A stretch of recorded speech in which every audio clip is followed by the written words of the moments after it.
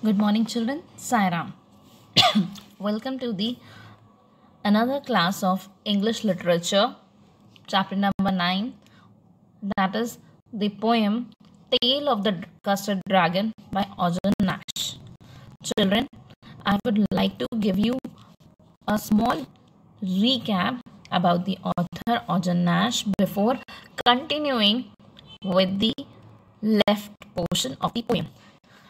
Frederick Arjun Nash, I repeat, Frederick Arjun Nash was a poet who wrote over 400 pieces of comic verse. The best of his work was published in 14 volumes between 1931 and 1972. His work is perhaps best described in this poetic tribute by Anthony Burgess. Now, this, in short, we can say that he brought a new kind of sound to our literary diversions, and he did not care much about breaking the poetic laws of the Medes and the Persians. That is, he uses lines, or he used lines sometimes of considerable length that are colloquial and prosy. At the end, he presents you with a rhyme which is actually full of enlightenment, or you can say full of enterprising entertainment, and something which is not imitable, that is inimitable, that is anybody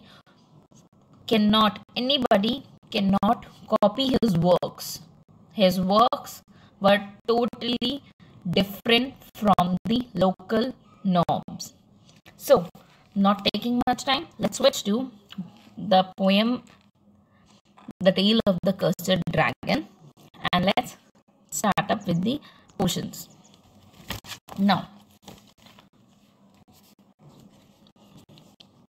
Belinda tickled him. Belinda tickled him, she tickled him unmerciful. Ink, blink, and mustard, they rudely called him Percival. They all sat laughing in the little red wagon at the Realio Trulio Godly Dragon. Now, when we are talking about the dragon, children, who is the dragon? The dragon is Custard. I hope you all remember the four main characters of this poem. That is, when we talk about the four characters, which are the four characters of this poem, children? It is Ink, Blink, Mustard, and Custard. And who are they? The cat, the mouse, a dog, and the little covered dragon. Now, Belinda tickled him, and she tickled him unmerciful. Ink, Blink, and Mustard, they rudely called him Percival. They all sat laughing in the little red wagon at the Realio Trulio Cowardly Dragon. I repeated the set of lines, children, just to clear one thing, that when we talk about a coward person, a fearful person, it doesn't mean that that particular creature or person doesn't have the courage. The only thing or the only reason of his or her fear is lack of confidence. This little creature was not confident about himself. Now, what Belinda did? She giggled. Belinda giggled till she shook the house, and Blink said, "Whack, which is giggling for a mouse?" Ink and Mustard rudely asked his age, when Custard cried for a nice safe cage. Suddenly, they heard a nasty sound, and Mustard growled, and they all looked around. "Meouch!" cried Ink, and "Ooh!" cried Belinda, for there was a pirate climbing in the window.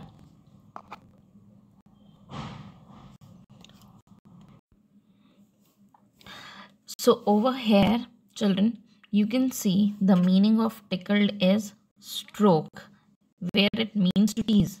Unmerciful means cruel, and Percival means a knight in King Arthur's court. Now, Belinda used to stroke the dragon in a very cruel way.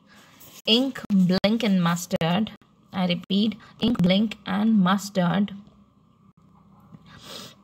made fun of him by comparing him to a knight named Percival, who was thought to be very brave but ran away due to lack of courage. They used to tease the dragon while sitting in their little red wagon. Now, the way this little dragon was teased was literally very cruel and very disgusting. But still, the little dragon did not realize it. Okay, moving ahead, which set of literary devices are used here? First, refrain, that is repetition of a sentence again and again, that is under realio trulio. Repetition, I would like to give you again, that is first is refrain, then again it is the next, it is repetition, that is the use of word tickled him. Allusion, reference of any person or a place, that is Percival. And personification as the cat, mouse, dog, and dragon, they rudely called him Percival. And who is Percival? That is the little dragon. One more thing, the rhyming scheme of this poem, the rhyming scheme of this particular stanza is AABB, that is unmerciful, Percival, wagon, and dragon. I hope this stanza is clear to you, children. Now let's move to the next stanza.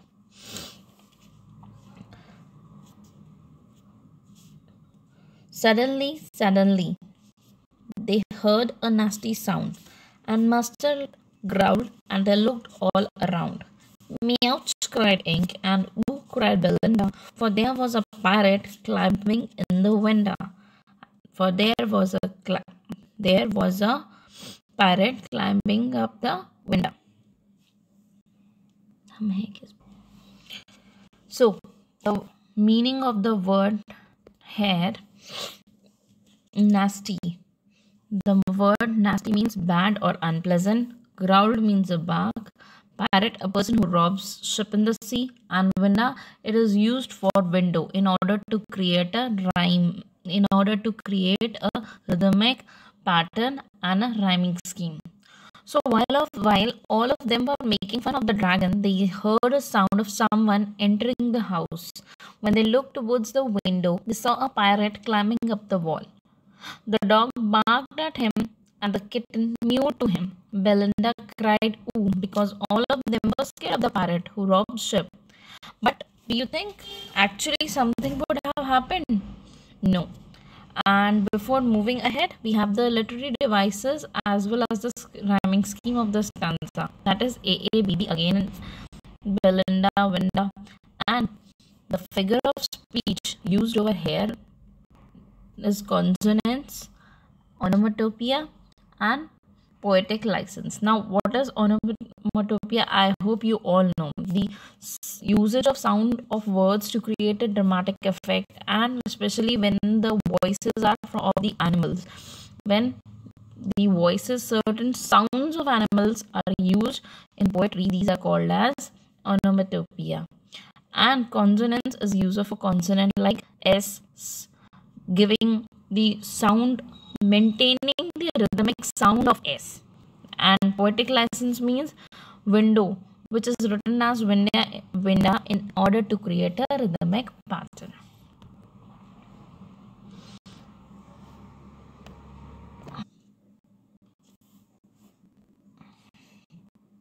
Pistol in his left hand, pistol in his right hand, and he held in his teeth a cutlass bright. His beard was black, one leg was wood. It was clear that the pirate meant no good. Belinda paled and she cried, help, help. But Mustard fled with a terrified yelp. Ink trickled down to the bottom of the household, and little Mouse blinked strategically mouse hold. But up jumped Custard, snorting like an engine, with a clatter and a clank and a jangling squirm. We went at the pirate like a robin The parrot gaped at Belinda's dragon and gulped some grog from his pocket flagon.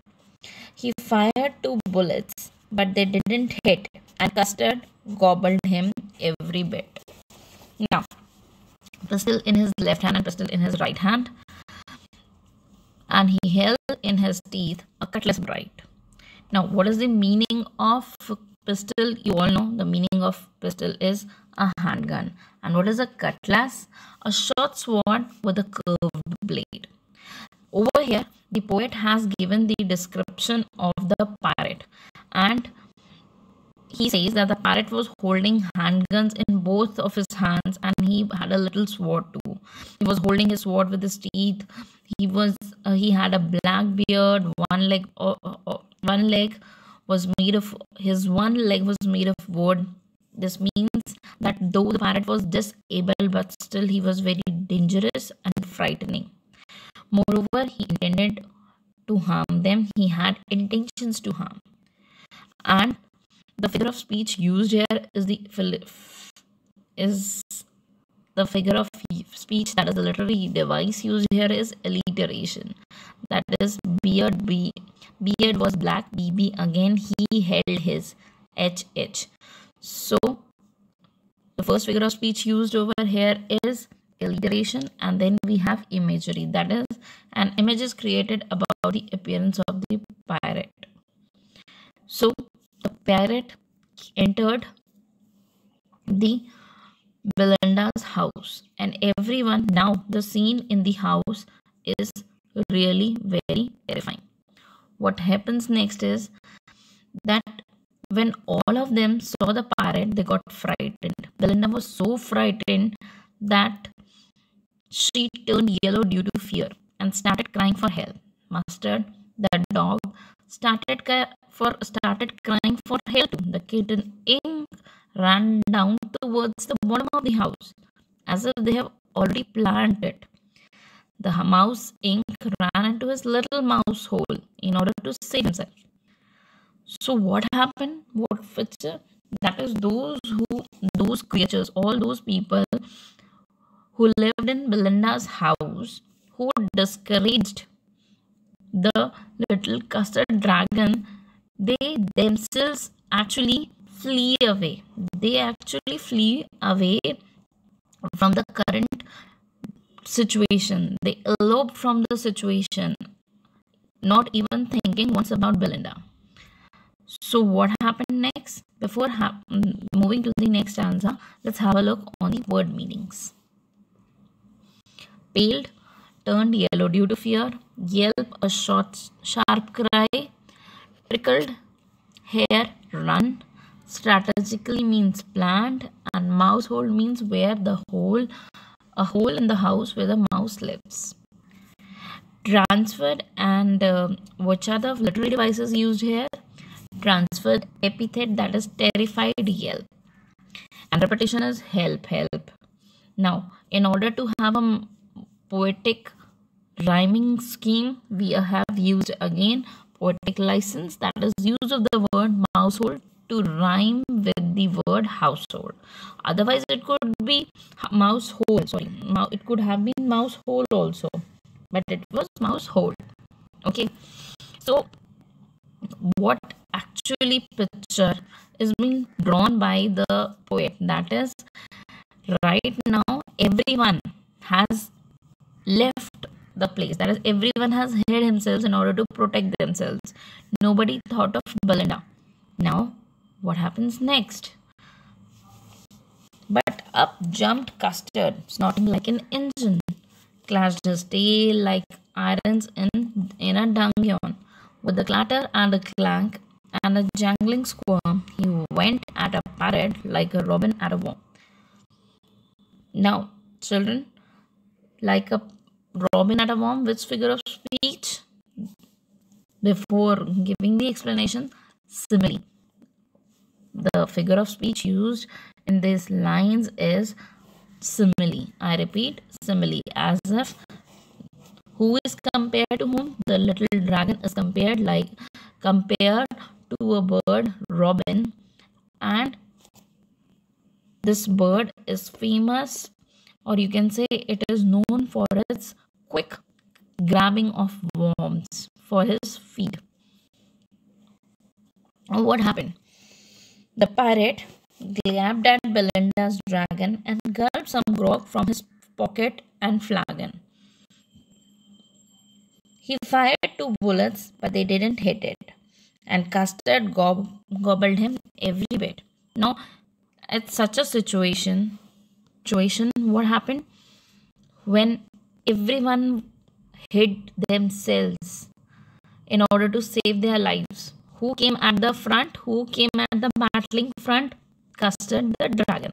Now, snorting means, if we switch to the word meanings, snorting means make a sudden explosive sound through one's nose. Clashed, fought, dungeon under prison. Clatter clank, sound of hard object falling on each other. Jangling squirm, all the other characters that were earlier defined as brave as the, you can say, examples of courage, they got frightened. The dragon did the most unexpected thing. He jumped on, I repeat, he jumped on suddenly suddenly on the parrot, and such a strong sound with his nose, as if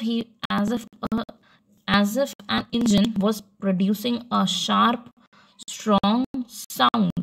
Not only this, he hit his tail on the ground with great force that it produced a heavy sound of metal being rubbed against each other in the underground prisons. He attacked the pirate just like Robin that attacks the worms. And what happened? Out of this, everyone was shocked. Out of this reaction, everyone was shocked. And the reaction of the other creatures was totally surprising. Belinda embraced him, Mustard licked him. No one mourned for his private victim. Ink and blink and ghee did gyrate around the dragon that ate the pirate. But presently up spoke little dog Mustard. I have been twice as brave if I hadn't been flustered. And up spoke Ink and up spoke Blink. We have been 3 times as brave, we think. And Custard said, I quite agree that everybody is braver than me. Everyone started mourning. Everyone started speaking about their bravery and courage. Everyone started appealing and approaching Belinda that we would have been much courageous and brave in comparison to the little dragon Custard. And in order to make the other people realize of their eloping situation, the dragon Custard said, yes, everybody is braver than me. Belinda still lives in her little white house with her little black kitten and her little grey mouse and her little yellow dog and her little red wagon and her Realio Trilio little pet dragon. Belinda is as brave as barrel of full beers. Belinda is as brave as a barrel full of beers. Ink and Blink chase lions down the stairs. Mustard is as brave as a tiger in a rage, but Custard keeps crying for a nice safe cage. So children, what do we learn by this poem? That it is not necessary. Those who actually mourn about their courage and bravery, they will always support you and they will always be full of courage and strength enough to stand beside you. It is not necessary if somebody is small or if somebody is smaller than you, he or she will not be that enough supportive.